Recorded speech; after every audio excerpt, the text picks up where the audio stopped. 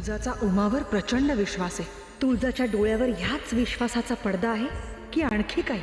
अभिमंत्रित चाफ्याच्या फुलाची ही किमया आहे की आणखी काही? जगदंबा आणि तुळजा दोघी एकमेकींच्या विरोधात अशा उभ्या राहतील हे कोणालाही वाटलं नसेल. आज हे दृश्य पाहणारा प्रत्येक जण अचंबित आहे. ही आम्ही रचलेली योजना असली तरी तुळजा आणि जगदंबाच्या काही निर्णयांमुळे त्यात अशा काही गोष्टी घडतायत ज्या आम्हाला देखील चकित करतायत. सारं काही माहीत असून देखील आम्ही सुद्धा या खेळात निव्वळ प्रेक्षक बनून जातो. तुळजा आणि जगदंबा एकत्र येतील का? मत्सराचा हा डाव कधी उलगडेल का?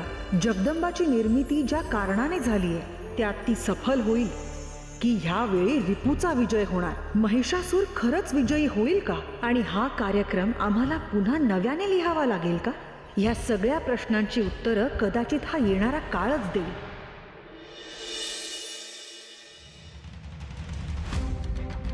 मनोरमा, आपली योजना यशस्वी झाली.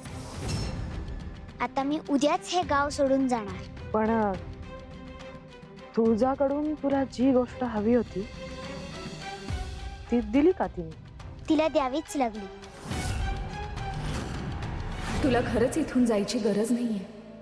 आपण जगदंबाला समजावूया. नको तुळजाई, तू आत्ता समजावशील पण पुन्हा तिच्या मनातला मत्सर डोकं वर काढेल, पुन्हा वाद होतील.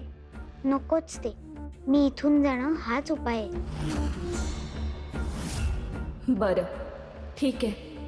तुझी तशीच इच्छा असेल तर तू जा, परंतु आम्हाला तुला काहीतरी द्यायचंय. तुझी काय इच्छा आहे ते सांग. मला खरंच काही नकोय तुळजाई. असं म्हणू नको सुमा. तू आमची लाडकी लेक आहेस, आवडती व्यक्ती आहेस. तुला भेट म्हणून आम्ही काहीतरी देणारच. तू काहीही माग.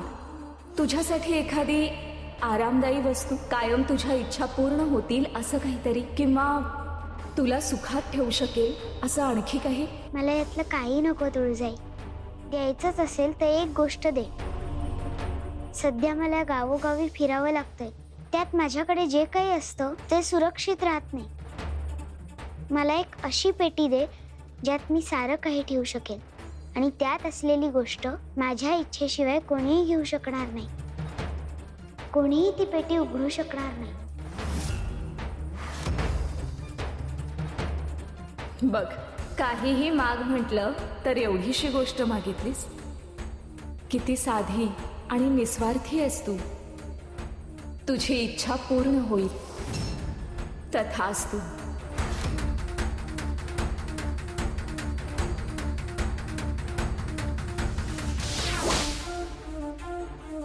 ही तुझी पेटी. ही तुझ्याशिवाय दुसरं कोणीही उघडू शकणार नाही. ह्यात जे असेल ते तुझं असेल. असुर नरेशांनी माझ्यावर सोपवलेली कामगिरी मी पार पाडली. आधीचे रिपू हरले असले तरी हा मत्सर रिपू सगळ्यांना पुरून उरला. आता महिषासूर आणि तुळजाचा विवाह नक्की.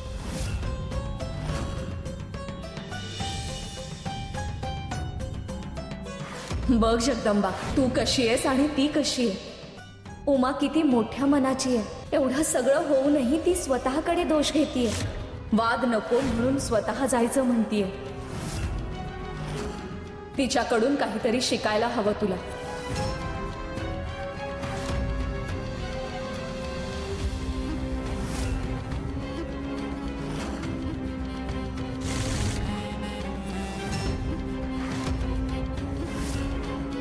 काय ग, इथे अशी एकटी का बसली आहेस?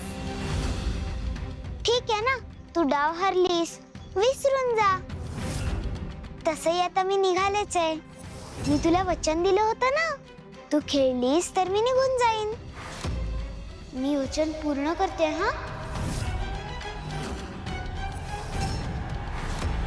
तू माझ्याकडून सगळं काढून घेतलंस.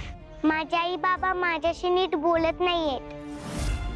तू जाई माझ्यावर रागवले. माझे मित्र माझ्याकडे संशयाच्या नजरेने बघतायत. आता माझ्या इथे असण्याचा काय अर्थ आहे? हे सगळे नाहीयेत, मग तुला इथे राहायचं नाहीये का? नाही, मी सुद्धा निघून जाणार इथून. कुठे जाणार? ते बघेन मी. जिथे मार्ग मिळेल तिथे जाईन. हो का? अगं, मग मी तुझं काम सोप्प करते. म्हणजे आता काय करणार आहेस तू?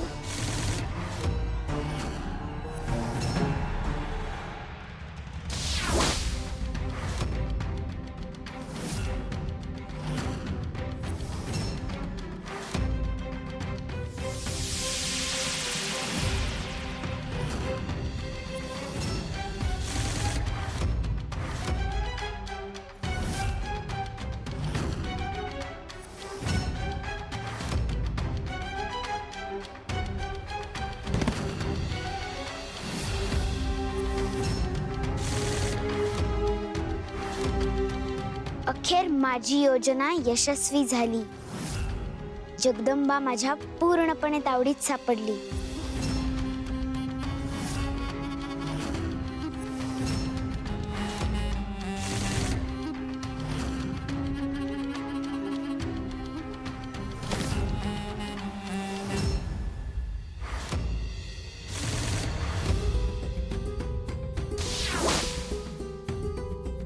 मत्सराचा विजय झाला, रिपूंचा विजय झाला. आता तुळजा आणि असुर नरेश यांचा विवाह निश्चित. मत्सरचा आघात सुख शांती भस्मसात.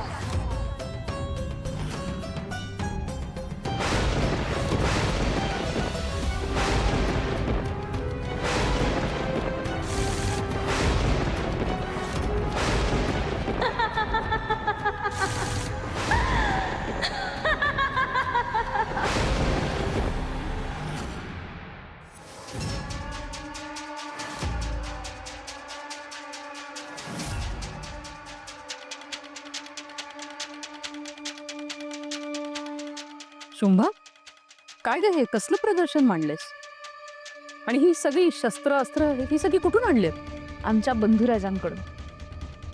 आमचे बंधू शुंभ आणि निशुंभ यांनी ही सगळी शस्त्रे पाठवलेत. यामध्ये काही अद्भुत भस्म आहेत, मायावी वनस्पती आहेत, तर काही विलक्षण शस्त्र आहेत दैत्यमाता. अरे वा, आणि वैशिष्ट्य काय आहेत यांची? प्रत्येकाची गुणवैशिष्ट्य आणि कौशल्य वेगवेगळे आहेत. ही आहे अंधारवटी. ही अंधारवटी प्रकाश शोषून अंधार निर्माण करते, प्रकाशाचं साम्राज्य उद्ध्वस्त करते.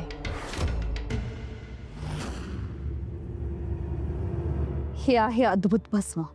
हे भस्म एखाद्या व्यक्तीने कितीही शक्तिशाली आणि प्रभावी जरी वेषांतर केलं असलं तरी त्याचं खरं रूप सगळ्यांसमोर आणण्याची ताकद आणि शक्ती या भस्मामध्ये आहे.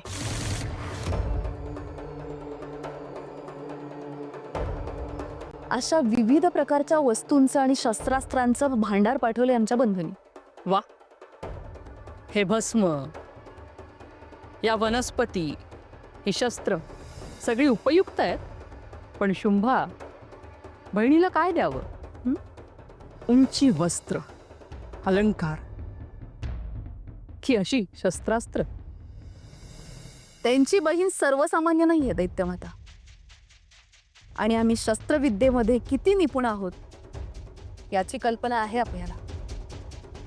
त्यामुळे ही सगळी शस्त्रे चालवण्यामध्ये आमचा हातखंड आहे. आता हे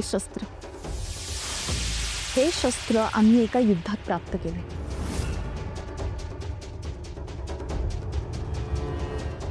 आणि हे शस्त्र आम्ही एका यज्ञात आराधना करून प्राप्त केले.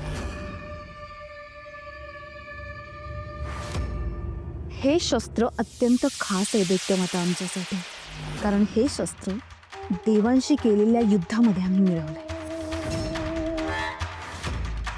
आणि हे कोणतं अस्त्र? अमोघ बाण. हा अमोघ बाण आहे, सगळ्यात खास. हा बाण मिळवण्यासाठी आम्ही ब्रह्मदेवाची आराधना केली होती. या बाणाला कुठलीच तोड नाही, या बाणाचा नेम कधीही चुकत नाही, आणि या बाणाच्या वाराने कोणीही वाचू शकत नाही दैत्यमाता. आणि याचा उपयोग कुठे करणार आहोत आपण? अजून तरी तसं काही विशेष ठरवलं नाही, आणि ते वेळ आल्यावर नक्कीच ठरवता येईल, नाही का? दैत्यमात्यांचा विजय असो. प्रणाम असुर सम्राज्ञी. मनोरमा, आज कोणती बातमी घेऊन आलीस? प्रतीक्षा संपली दैत्यमाता. मत्सराने जगदंबाला पेटाऱ्यात कैद केलं. आता ते तिला घेऊन इकडे येण्यासाठी निघाली सुद्धा असेल.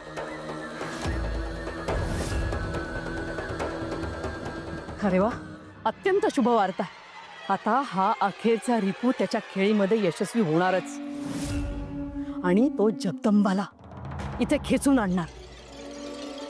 जगदंबा अखेर तावडीत सापडणार याची आम्हाला खात्री होतीच. हा मत्सर खरंच अत्यंत प्रभावी आहे. महिषाला ही सुवार्ता सांगायला हवी. हो, खूप आनंद होईल त्याला.